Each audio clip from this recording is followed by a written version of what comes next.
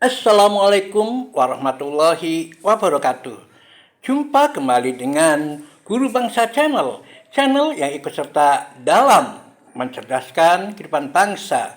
Bagi Anda yang belum subscribe, silakan subscribe, klik like and share agar manfaat dari konten ini dapat tersebar lebih luas. Saudara, kali ini kita akan membahas tentang nasab terkait dengan masalah hubungan satu individu dengan individu lain dalam hal turun-menurun. Biasanya dilukiskan dalam diagram pohon atau dalam bahasa Inggrisnya the family tree. Sajarah nasab, pohon nasab. Nah, seperti kita ketahui bahwa pohon nasab atau diagram nasab di masyarakat terutama Arab itu cukup terjaga rapi. Oleh karena itu nasab Rasulullah SAW dari Nabi Adam hingga ayah dan ibunya itu cukup jelas. Kita bisa baca pada berbagai kitab termasuk di Barzanji, Diba dan sebagainya. Nah, inilah diagram Rasulullah sampai ke cucunya. Ya, Rasulullah, kemudian Fatimah, dan cucunya adalah Hasan Hussein, ya Hasan Hussein, dan seterusnya. Nah, diagram sajarah keluarga ini bisa sampai dengan 40 keturunan. Nah, kita ketahui bahwa di masyarakat Arab biasanya hal ini terjaga sehingga sangat-sangat jelas siapa anaknya siapa, kemudian menurunkan siapa itu jelas. Sajarah keluarga ini tentu saja sangat bermanfaat untuk menelusuri hubungan kekeluargaan atau nasabnya nyambung apa tidak. Nah, nyambung atau tidak bisa terwakili atau bisa dilihat dari diagram sejarah keluarga ini.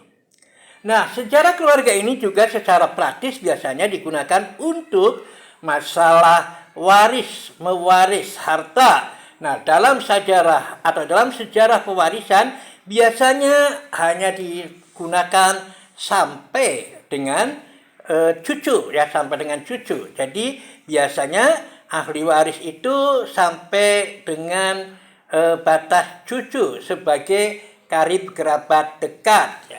Dan itu tentu saja ada ilmunya tersendiri. Anda bisa melihat bagaimana cara membagi warisan di konten kami. Ya, banyak konten tentang perhitungan warisan yang bervariasi tergantung kasus-kasusnya. Di Guru Bangsa Channel Anda bisa mempelajari faraid dengan pembagian yang jelas sesuai hukum Islam. Selain masalah waris-mewaris juga dalam hubungan keluarga ada yang disebut sebagai pewarisan sifat-sifat.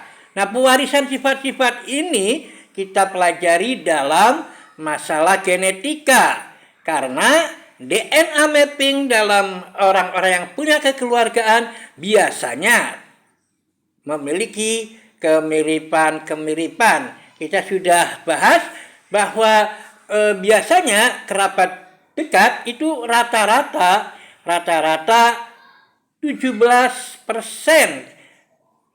DNA mappingnya yang sesuai, ya seperti yang kita bahas pada edisi kemarin nasab bahwa 17% itu pun tentunya bisa dihitung, ya dihitung dari induknya atau parentalnya.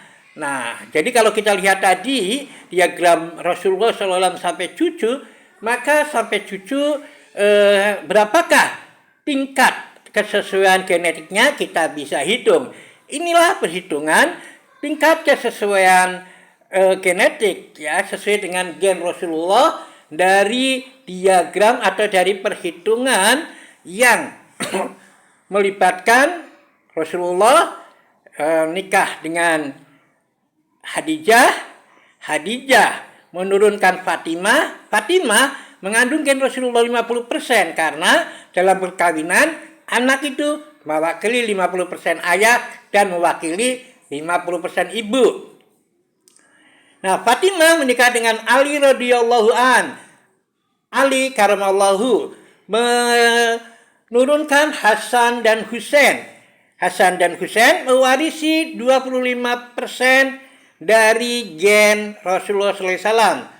Kemudian sebagai keturunan ketiga atau Hasan Husain cucu, keturunan tiga adalah buyut mewarisi 12,5%. Nah, kekerabatan itu tadi secara rata-rata mengandung 17%. Jadi antara Hasan Husain dan antara cucu dan buyut,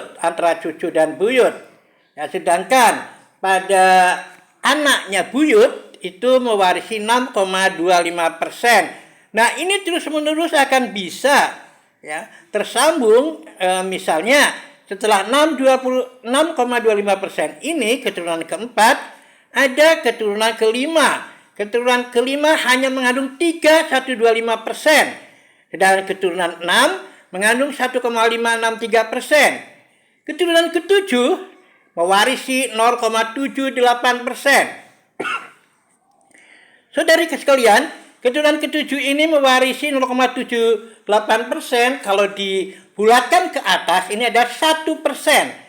Jadi, yang disebut sebagai 7 turunan, itu sampai 1% kesesuaian genetika. Dan seterusnya, sampai habaib sekarang, tentu saja semakin